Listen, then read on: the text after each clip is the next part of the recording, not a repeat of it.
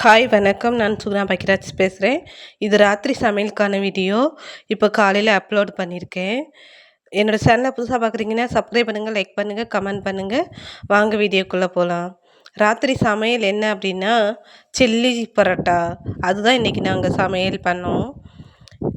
Chilli parotta idli தோசைன்னு சாப்பிட்றதுக்கு கொஞ்சம் வித்தியாசமாக சாப்பிட்டுமே சில்லி பரோட்டா சாப்பிட்டோம்.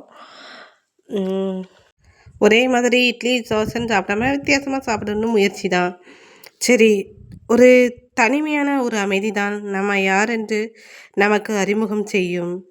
உதிரும் மரங்களும் பின்பு துளிர்விட்டு தலைத்தெழுவது போல துன்பங்களை தொடாமல் யாரும் இன்பங்களை அடைய முடியாது.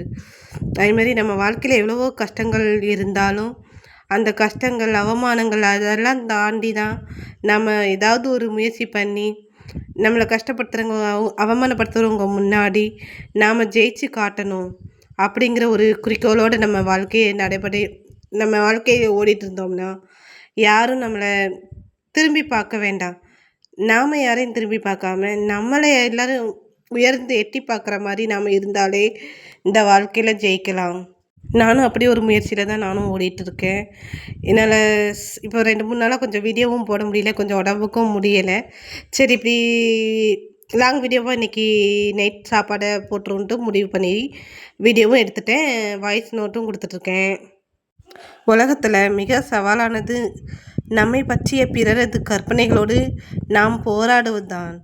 அதுக்காக நம்மளை யாரும் தப்பாக நினைக்காங்களே, இவங்க நம்மளை தப்பாக நினச்சிட்டாங்களேன்ட்டு யோசித்து உட்காந்துக்கிட்டே இருந்தோம்னா நம்ம வாழ்க்கையில் ஜெயிக்க முடியாது. இன்றைக்கி நம்மளை அவங்க பேசுகிறாங்கன்னா நாளைக்கு அவங்க வேறு ஒருத்தவங்கள பேசுவாங்க. நாம் ஒரு 4 படியோ இல்லை 4 ஸ்டெப்பு முன்னாடி வந்துட்டு பின்னாடி திரும்பி பார்த்தோம்னா அவங்க வேறு ஒருத்தவங்கள பற்றி பொருளி பேசிட்டு அந்த மாதிரி இருப்பாங்க. நான் சொல்கிறது உண்மை தானே? நான் சொல்கிறது உங்கள் வாழ்க்கையில் சம்மந்தப்பட்டிருந்தா இதே மாதிரி ஒரு சூழ்நிலை நீங்கள் எப்படி எதிர்கொண்டிருப்பீங்க? எனக்கு கமெண்ட் பண்ணுங்கள். கண்டிப்பாக இந்த வீடியோ நான் யாரையும் காயப்படுத்தணும்னு சொல்ல, என் மனசுக்கு பட்டதை நான் இந்த வீடியோவில் சொல்கிறேன். வேறு என்ன சொல்ல, யாரையும் காயப்படுத்த நோக்கம் இல்லை.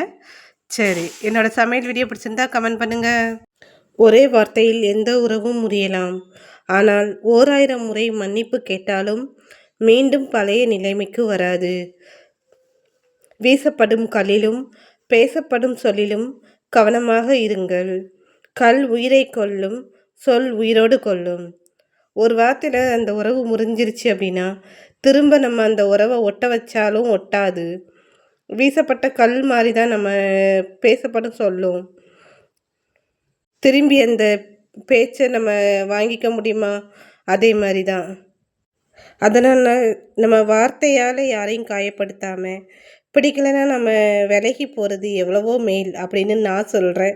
இது என்னுடைய பொதுவான கருத்து தான். சில பேர் பிடிக்கலைன்னா நடித்து ஏமாற்றிட்டு போவாங்க. நம்ம நடிக்க வேண்டாம். தொட்டதற்கெல்லாம் சண்டை போடுறவங்கக்கிட்ட நம்ம எதிர்த்து நின்று சண்டையும் போட வேண்டாம். விலகி நிற்கிறது எவ்வளவோ மேல். இப்போ ஒரு தீக்குச்சி எடுங்க. அந்த தீக்குச்சியை நம்ம பற்ற வச்சா மட்டும்தான் மெழுகு எரியும். ஒன்றை இழந்தா தான் ஒன்றை பெற முடியும்.